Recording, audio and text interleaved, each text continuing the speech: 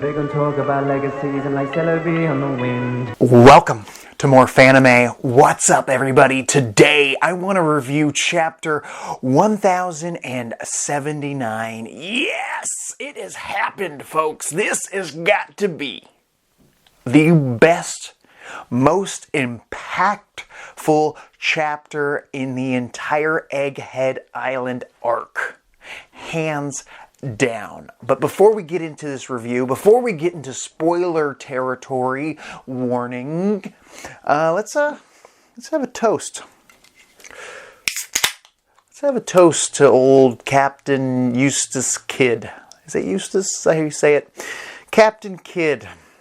You know, that guy made a debut way back at the first Sabaody arc, and he seemed like a badass. I have referred to him as the Vegeta of this series, just kind of based on his character traits and whatnot. And it's crazy what happened in this chapter to Captain Kidd.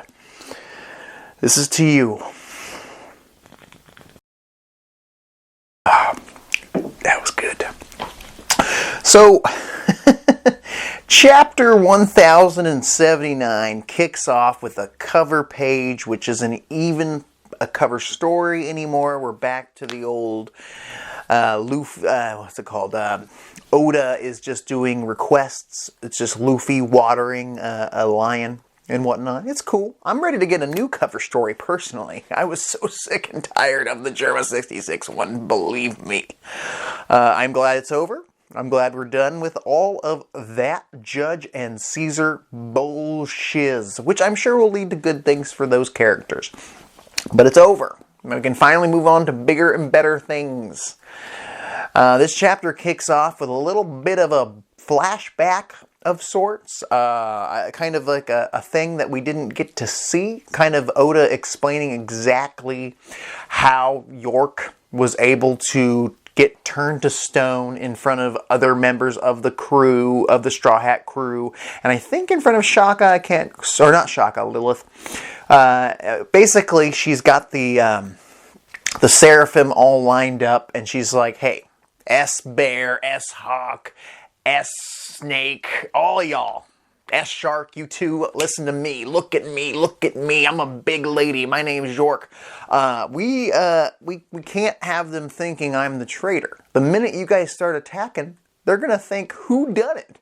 So, S-Snake, listen closely. You're going to need to turn me to stone. Listen to me. Turn me to stone, but when nobody's looking, turn me back to not stone. And, S-Snake's like, no problem. Doing the whole thing S-Snake does. So now we know for sure that York had a plan and shit went down. And it also shows that York knows the government was also going to kill her. But it does seem that York might have a backup plan. I'm not sure how she plans to become a celestial dragon, since she does know the government betrayed her. There are a couple things that could happen. One, she, tells them, hey, make me a celestial dragon or I'm going to be your worst enemy, which is a possibility. Two, maybe she joins the Blackbeard pirates as their official scientist.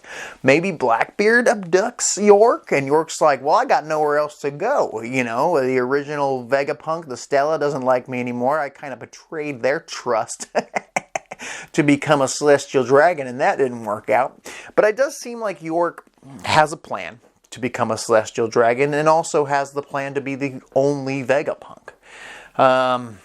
I'm kind of disappointed in this whole story arc with York becoming the big enemy, because I'm just like, why would Vegapunk create these clones if there was any possible risk of one of them going rogue? Like, there should be some kind of kill switch, not only for the Seraphim, but for these other Vegapunks.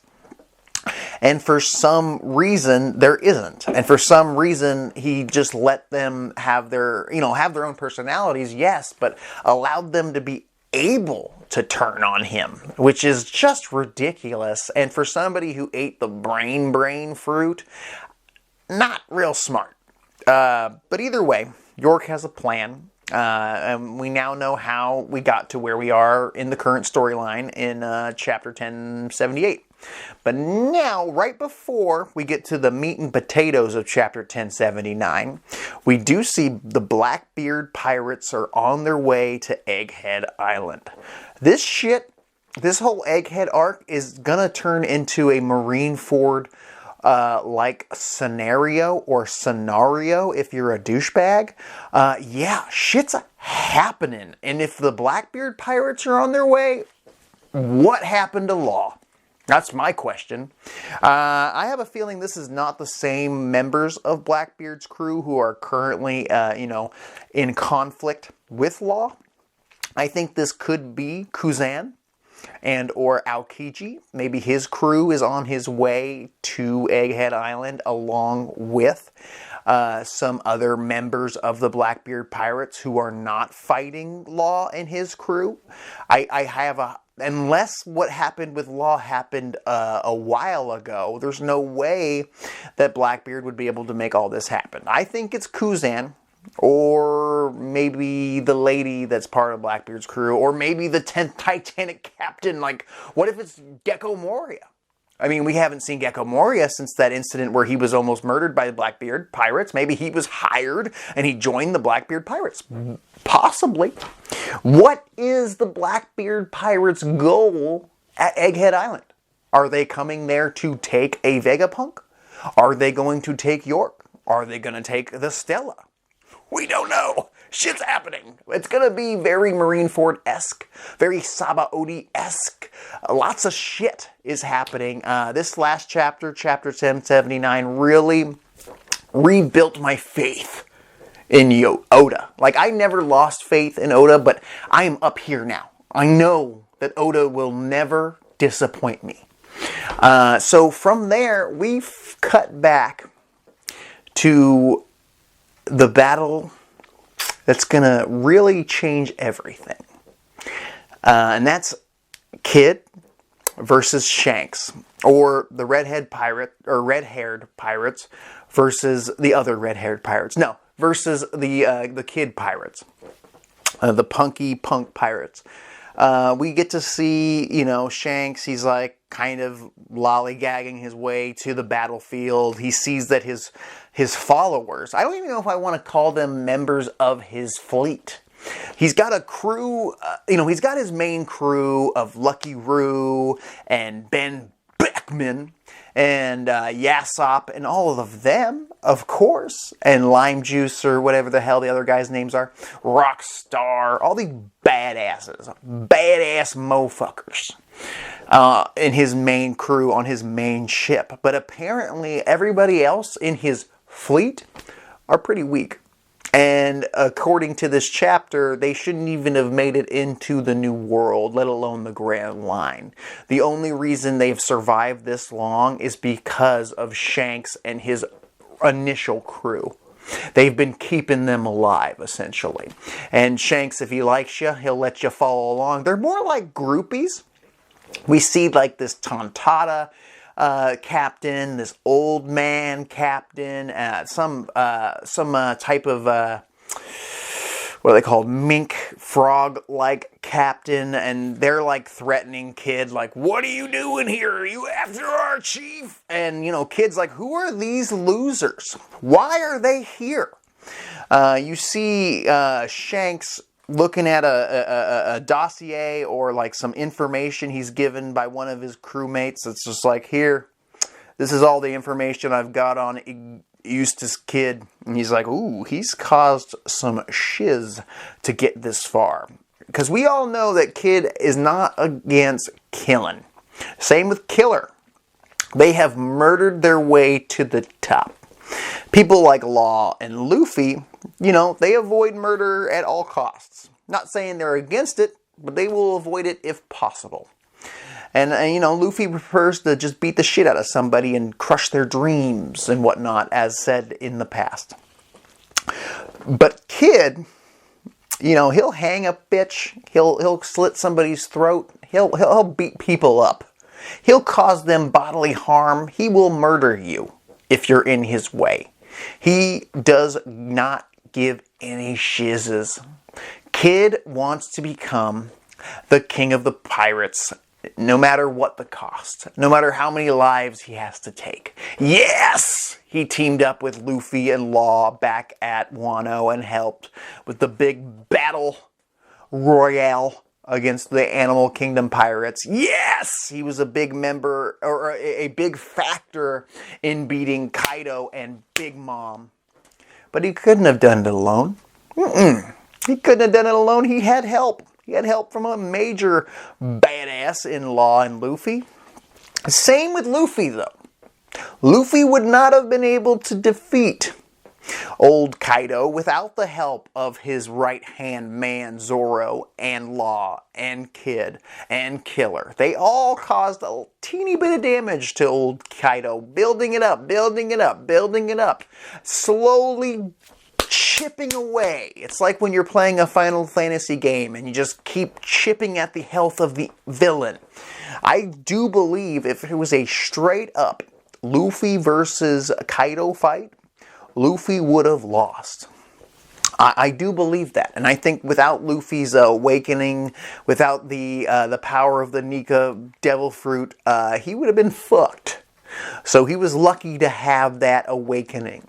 And I do think that Killer and Kid are tough SOBs.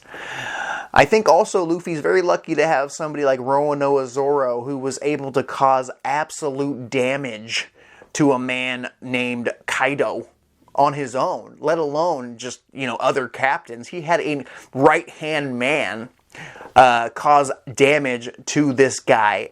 He had a powerful ally. His whole crew are powerful allies in one way or another. But I think Kid really, he made the wrong decisions getting to this point. I don't think that, at least from this chapter, it doesn't feel like Shanks likes people like Kid, people who murder, just to cause havoc, just to build their rep. Because if you remember back at Sabaody, Kid had a higher bounty than Luffy. And the reason was he murdered his enemies. And Luffy never did that. I don't know if Luffy's ever killed anybody. Maybe some rando that just got in his way and he gum pistoled them and accidentally broke their neck and we just didn't get to see it. I don't know. But Kid he's got a body count. And when Shanks is reading this dossier and he's like, this is some good info. Thanks, crew. He's reading it. And, he's kind of looking over at Kid. He has a little bit of a observation hockey, future sight scenario happen. We see Kid use his punk giant rail gun thing, summon this super gun thing. I can't remember if he used it against Kaido or Big Mom, but he's used it before. And he's about to blow some shit up. And in this vision that Shanks has, he murders all these weak pirates that are kind of taking the charge against Kid, who are kind of defending their chieftain, old Shanksy boy.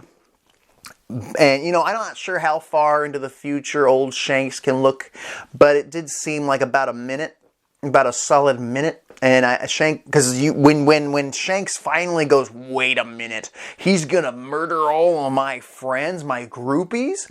No, this ain't happening. And to be honest, if Kid was like, hey, red-haired Shanks, you and me, let's fight, I'm sure something would have happened. I'm sure Shanks would have accepted that duel. But not this. Not this absolute murder that he foresees happening. So Shanks books it directly towards Kid and Killer and his ship. Oh my god. And Kid's like in the middle of charging his punk railgun thing before he can actually even launch his ultimate move, his final flash, if you will, which essentially is what it is. It is Kid's final flash. I mean,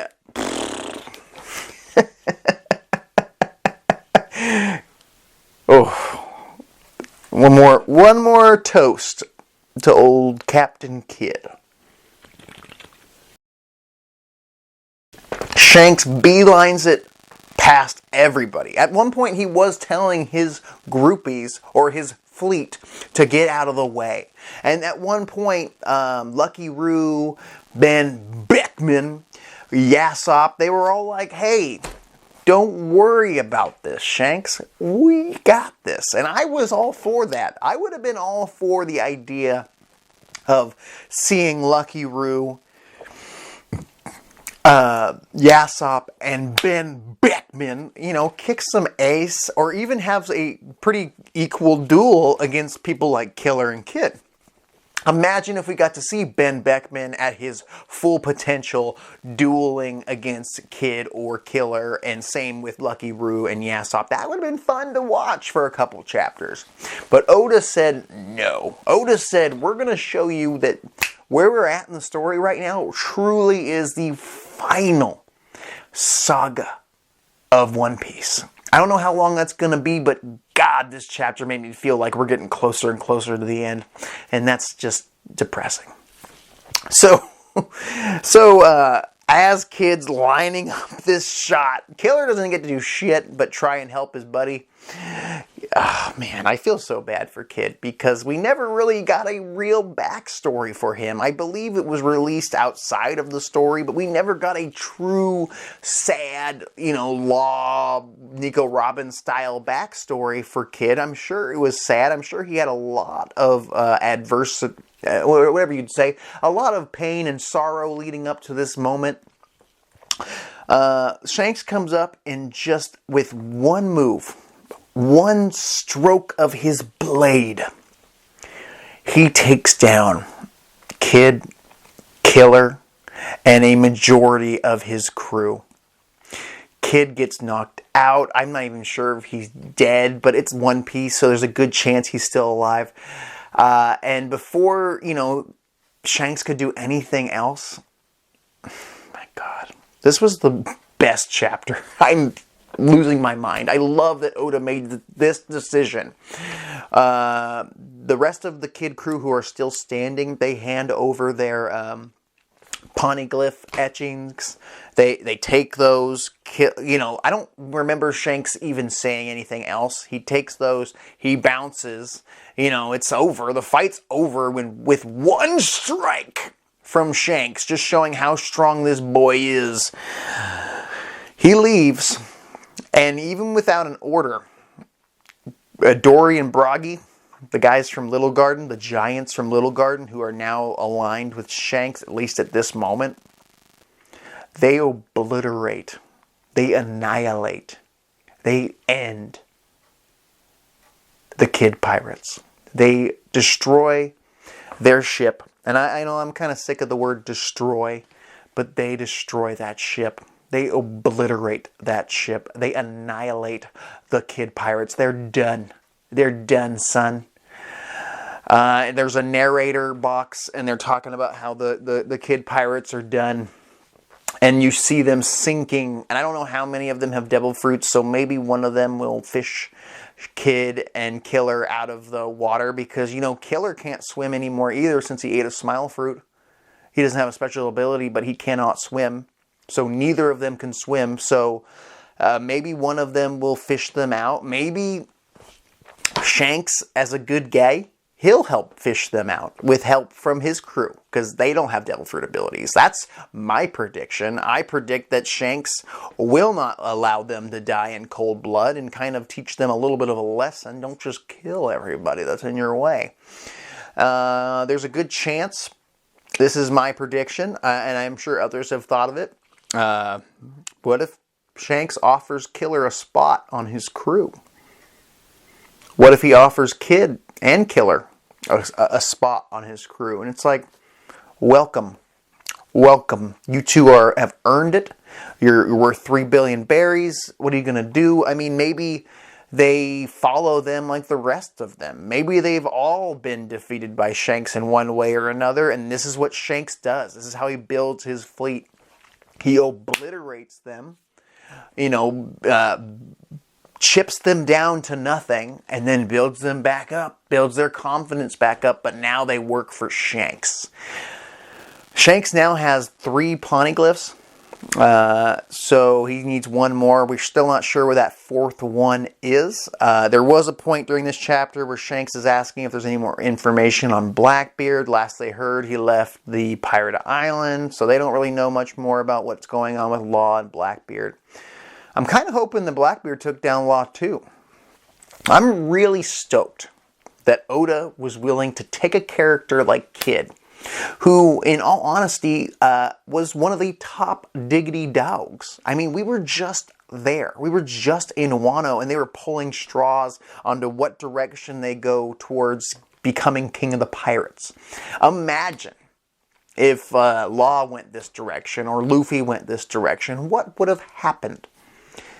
But because Kid, I was thinking for the longest time, wow, Kid drew the best lot. Because Law ended up fighting Blackbeard. Luffy ended up on Egghead Island, accomplishing nothing towards his goals except meeting Vegapunk and whatnot. But I thought that Kid, who made it to Elbaf, it seems to be a major location that I think that we're headed to, but I don't know at this point. Man, I think Kid got fucked. And I love that. And I like Kid. I do like Kid. I think it would have been nice to get a more deep interaction with him, a backstory, sadness, just build him up a little bit more in the actual manga, in the anime, all that. Maybe they'll expand upon it in the anime. But it seems like Kid's done. I don't know if he's dead.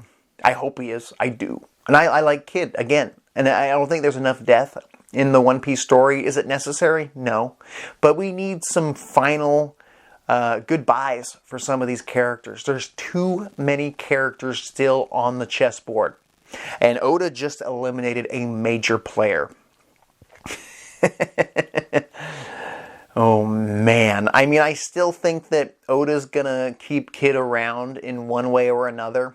Whether he's just on his way home sad and he sees Luffy and he's like, I just give up. I don't like my dreams anymore. I'm going back home to the South Blue. Or if he joins Luffy's fleet, his grand fleet, to get revenge on Shanks down the line. But I do hope that Shanks and his crew sink to the bottom of the ocean. Let's see just how badass, just how ruthless Shanks can be when shit is hitting the fan. We are in the last saga. And I think it's time we start eliminating pieces on the board. And I think Kid's the perfect pawn to be taken out for us to realize how intense, at what level we are in this story, and how close we are to finally crowning a king of the pirates. Yet again, Kid, killer, thank you for your service back at Wano. Thank you for being badass.